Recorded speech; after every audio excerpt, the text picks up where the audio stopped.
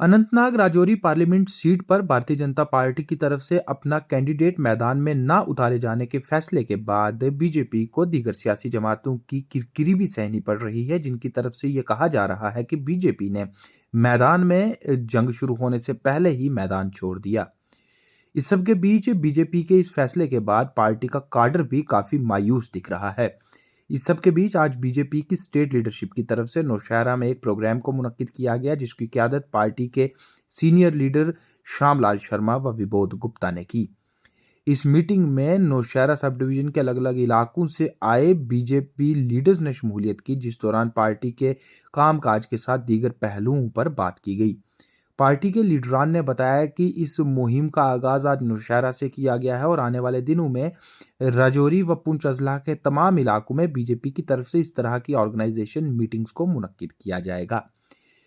इस मीटिंग के दौरान मीडिया से बात करते हुए बीजेपी के लीडर श्यामलाल शर्मा व विबोध गुप्ता ने ये साफ कहा कि उनकी पार्टी खुले तौर पर उस कैंडिडेट को हिमायत करेगी जो कैंडिडेट तीसरे नंबर पर आ रही पॉलिटिकल पार्टी से वाबस्तगी रखेगा।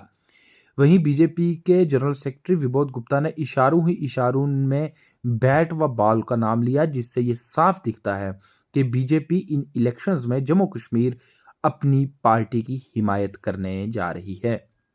वाली और एक प्लेबिसाइट वाली मुहाज राजशुमारी का नारा देने वाले मुस्लिम लीग से कन्वर्ट हुई जो है, और उसके साथ सेल्फ रूल और यहाँ अपनी करेंसी की बात करने वाली पार्टी, तो मुझे लगता है कि बहुत साफ संकेत ही नहीं है। हमारे कार्यकर्ता जो हैं बहुत सचेत हैं, उनको पता है कहाँ हमने वोट डालना है, और ये दो लोग तो कहीं रेस में है ही नहीं, ये दोनों कहीं एग्जिस्ट ही नहीं करते हैं, ना नेशनल कॉन्फ्रेंस ना पीडीपी, क्योंकि ये लोगों के आजमाए हुए हैं। और ख़ासकर यहाँ पुंछ राजौरी में इनकी एग्जिट जो यहाँ ये अपनी बालादस्ती रखते थे वो कहीं नज़र नहीं आती, क्योंकि जो भारतीय जनता पार्टी ने और माननीय प्रधानमंत्री और गृह मंत्री जी ने जो काम किया है, पहाड़ियों को एसटी का स्टेटस देना, गुज्जर बकरवालों की जो यहाँ मेरे साथी कह रहे हैं, और इन्हीं के टाइम में वो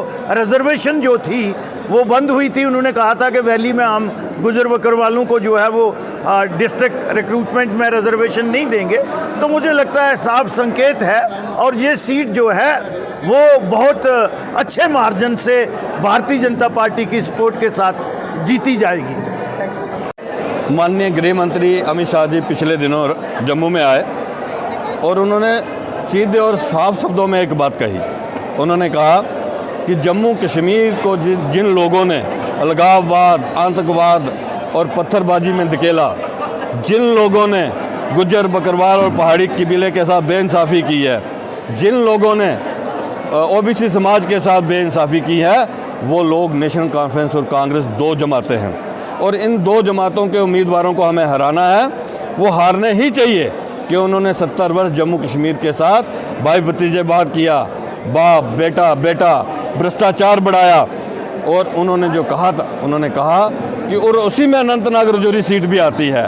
उनका सीधा कहना था कि एनसी और पीडीपी को हमें हराना है, और उसके साथ जो टक्कर में हो कैंडिडेट है, जो माननीय प्रधानमंत्री नरेंद्र भाई मोदी जी की नीतियों को मानते हैं, माननीय प्रधानमंत्री नरेंद्र भाई मोदी जी के सबका साथ, सबका विकास और सबके विश्वास को मानते हैं, उनको वोट करके नेशनल कॉन्फ्रेंस और पीडीपी को हराना है। और हमारे यहाँ पर अनंतनाग और राजौरी जो पार्लियामेंट्री सीट है, इस सीट के अंदर नेशनल कॉन्फ्रेंस और कांग्रेस ने क्रिमिनल इनजस्टिस जो है पीडीपी ने पहाड़ी कबीले के साथ, गुज्जर बकरवाल समाज के साथ, ओबीसी समाज के साथ, एलओसी से सटे हुए लोगों के साथ जो है वह किया है। समय आ गया है राजौरी और पुंछ के लोगों का कि नेशनल कॉन्फ्रेंस और पीडीपी से हिसाब मांगना और उनको बिल्कुल यहाँ से वोट ना मिले, ऐसा संकल्प करना।